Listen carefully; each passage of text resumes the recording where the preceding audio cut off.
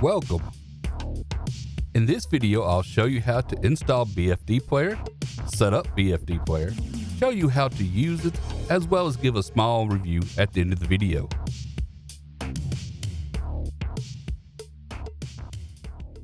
Okay, before we can install BFD Player, we need to actually first download it. Now, they have multiple ways to acquire it.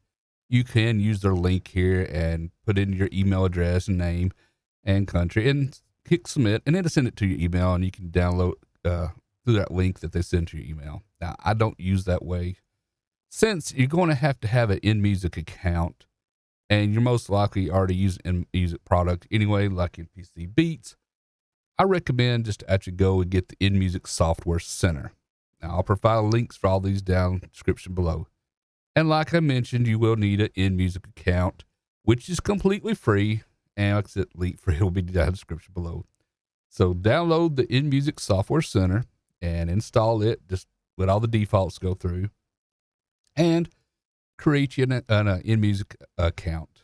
Now, you'll need this so you can actually use the software. It's free, but you need an account. It's kind of silly, but like I said, at least I prefer this method. If you do buy any add-ons and stuff, you don't install a bunch of like extra software for managing keys and license and all that mess like you do with a lot of other plugins. So this, I enjoy this better than the other ways. Like if you go get Waves plugins or anything, you got to have all their freaking serial numbers and all keys all put in another freaking program that's annoying. At least this just requires you to log into a website. And once you log in, you can continue using the software for quite a while. So go ahead and set this up. And once you're done, let's hop over to InMusic Software Center. Okay, wonderful. You got the InMusic Software Center installed. Like I said, it's quite easy. Now, if you have any software and stuff, it's going to be listed under My Software. However, you may not see BFD Player listed at first. It'll be down in these free software.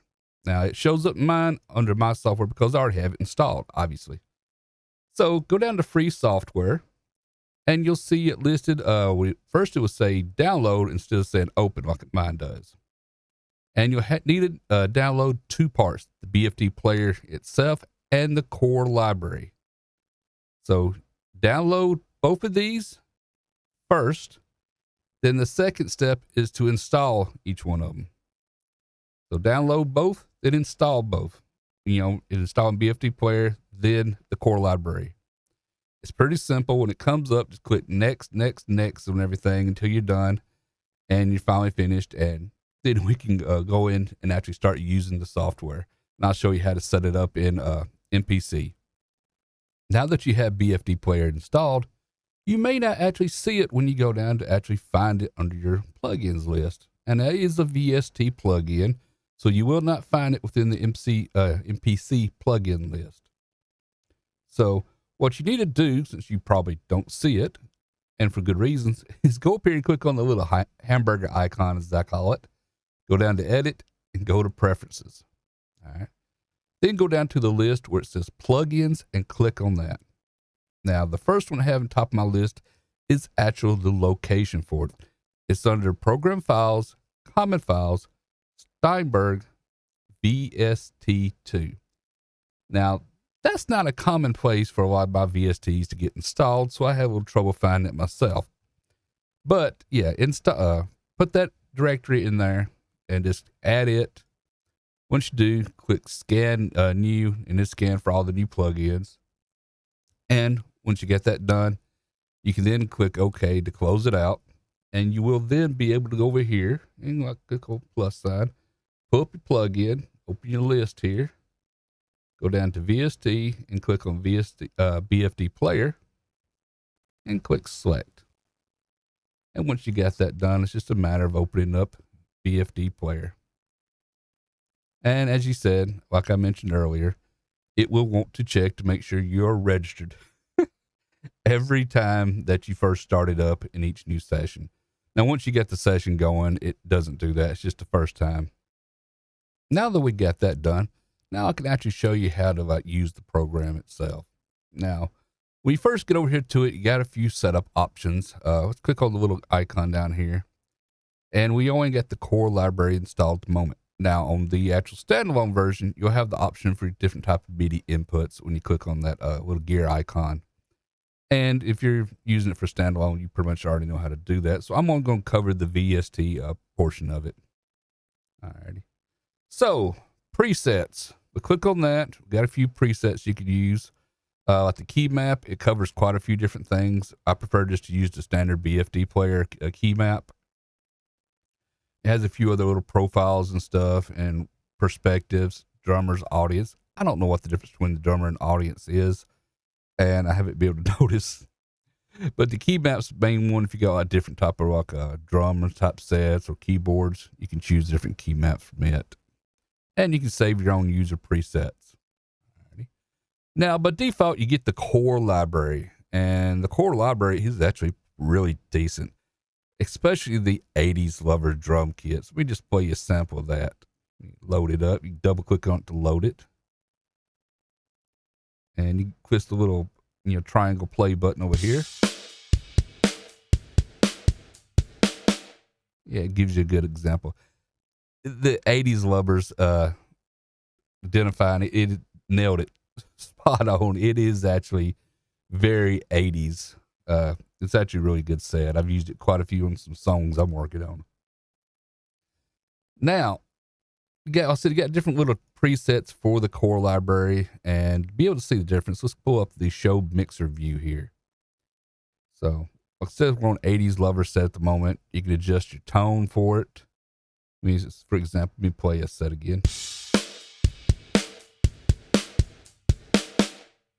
As you can tell, that changes the tone of it. Let me play it again. Yeah. Either attack real tight on it or add more sustain. Yeah, you can tell the difference there. Like I said, they got a few different ones. Now, these change depending on the type of sets. Let's go down here to, I think, Dry Pop. Yeah, Dry Pop's another one I've used quite often. It's got more of a vintage style to it. See? You can change the room size. The attack and sustains it on also. But over on this one, you also notice you got a compression option.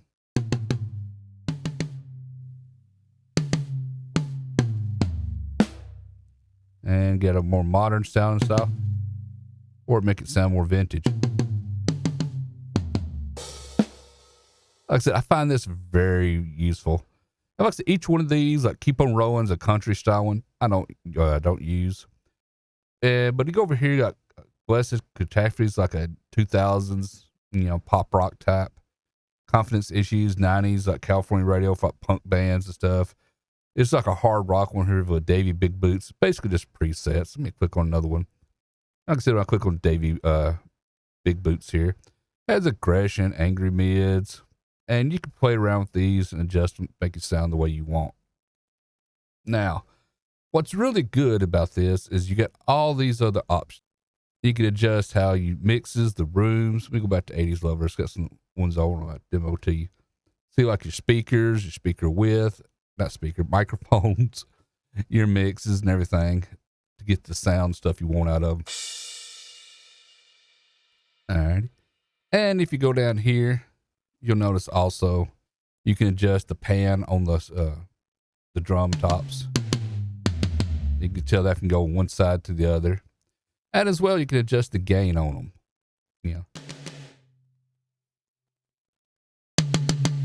Yeah. So you have a lot of little adjustments and stuff to them. Now, some of these, I think maybe the original mix will go down here. Yeah, original mix don't have some of it.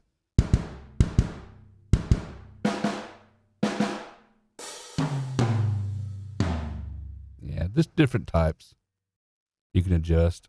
Because each one's got their own little adjustments here. And if you want to get more expansions, they actually have a nice list of expansions. I'll pop a screenshot of that up on the screen. It's really nice. I'm planning on getting the jazz set here like within the next month. There's really nice like sounding instruments and stuff. So now that we've covered this, there is an option here to go to assign all channels to the main, which is what the default is right now. You can do sequential routing. However, symmetrical routing is not available in MPC or MPC Beats. If you're using a dial like Luna, you can do that, and that way you can send them out to each to their own audio channels. But I am not doing that because I'm using it as MIDI. And now, if you want each one of these on their own MIDI channels, it's simple. Just add more MIDI channels. So if you wanted your drums all on one like channel to themselves, we'll just play those all on one channel. And on the next track below it, you could add another one and add BFD to it again, and actually have it play to your cymbals and stuff. That way you can adjust the compression stuff just on them individually. So this is basically it on these, but we do got some little options here. It's really nice. They have like these nice little fills and stuff in.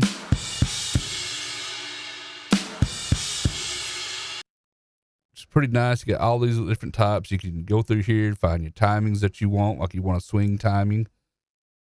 All right, let's see what this sounds like.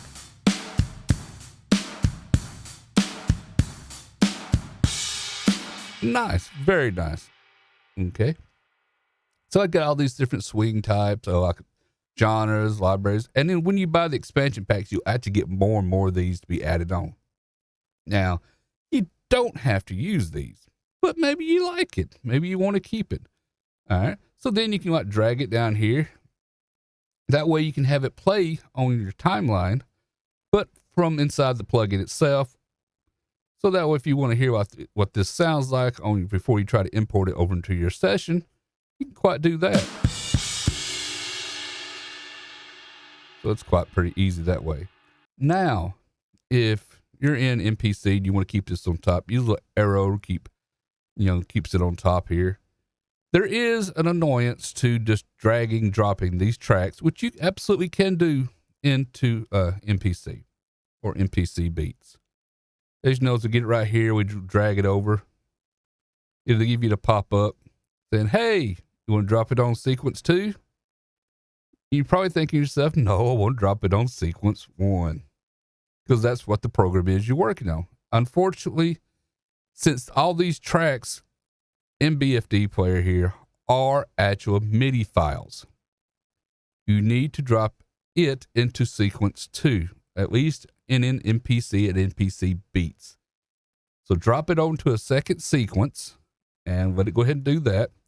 If you don't, it will try to erase everything you've done worked on in this sequence. To get it over, go over to your second sequence, and then you'll see it. Now, let me close this out. You're probably thinking that's rather annoying. And yes, it is. But unfortunately, that's not BFD player's fault. That is just the way MPC Beats version 2 works on the desktop. So let's find our little beats here. Let me scroll in. Oh, let me click on the correct track, and we'll be able to see that. All righty. Now, for example, if we did want this on our other sequence, you have to highlight it with your cursor. Unfortunately, hitting Control A does not work. I don't know why that's a problem with not BFD, but MPC and MPC Beats. So highlight it with your cursor, hit Control C, then go back over here to your main sequence and find where you're actually playing the drums, which is where we are here. Then you can just hit Control V and it will then paste them over there for you. That's the only way to copy and paste over into it. Now, to be fair, like I said, this isn't a BFD issue. This is more of a MPC issue.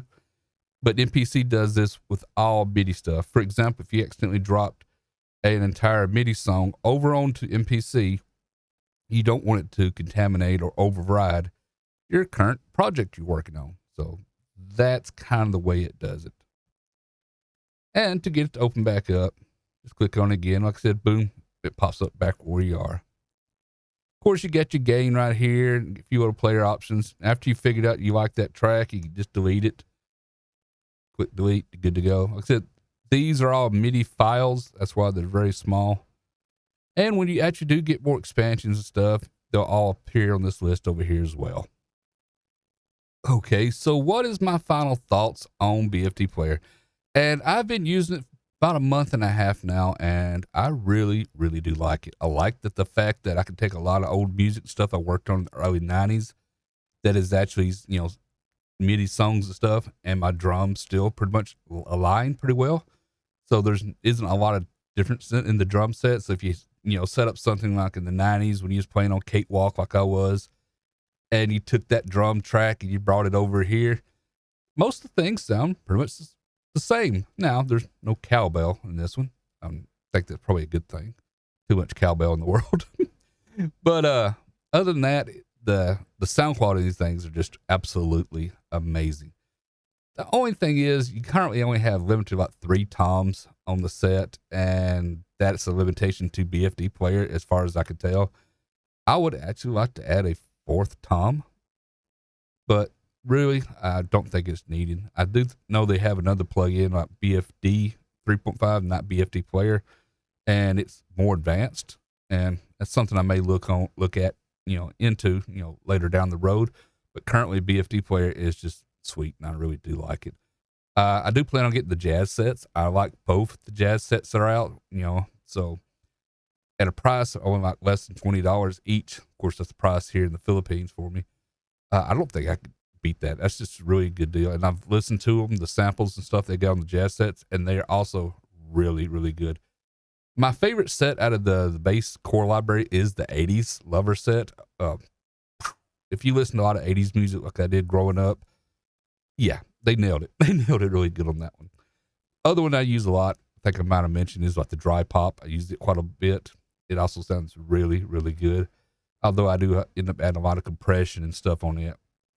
But overall, I think it's a really, really excellent and probably the best free drum plugin set.